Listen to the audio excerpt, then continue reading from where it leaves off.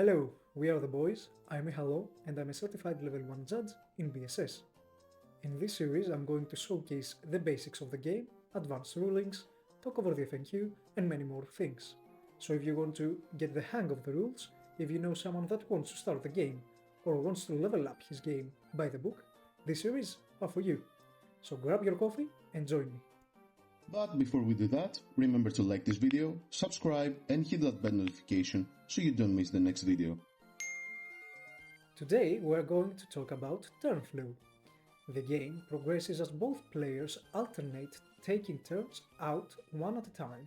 Turn flow shows us how a turn in a game pays out. A turn consists of 7 steps: the start step, the core step, the draw step, the refer step, the main step, the attack step and the end step.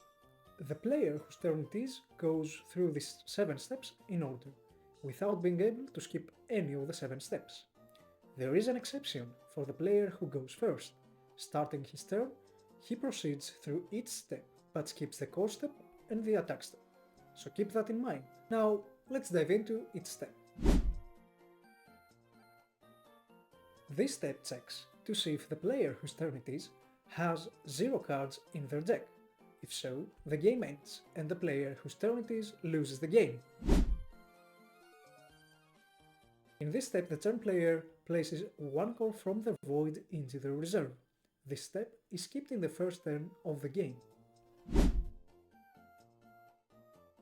In this step, the turn player draws a card from the top of their deck. The turn player refreshes all their cards on the field and moves all the cores from the trash into the reserve. This is one of the 2 major steps that each player has.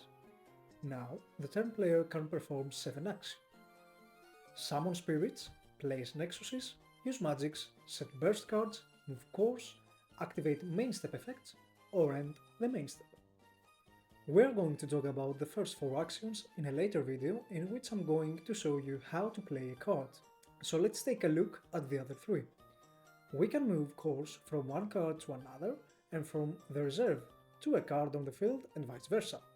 These actions also include moving the soul core. As we said in this video, a soul core still functions as a core. Another action that the turn player can perform are effects that can be activated in the main step. These effects can be recognized by this wording.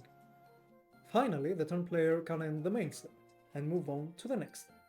Of course, the player can also ignore all these actions and go straight to the end of their main step, but as I said, no step can be skipped. This is the second major step of a turn. In this step, the turn player can use spirits they control on their field to attack their opponent. When they attack, a battle begins. We will take a closer look at the step in a later video, as there are a lot of things that happen in this step, and it's better to see it in a more detailed video. As I said before, the player that goes first skips this step on their first turn only. The end step exists for various effects that are activated at this step or end before proceeding to the opponent's turn. So that's it! Your opponent will now perform the same steps until it is your turn again. So this is for today. We hope that you've enjoyed this video. Comment down below if this video was helpful and be sure to send it to someone who needs it. Stay tuned for more.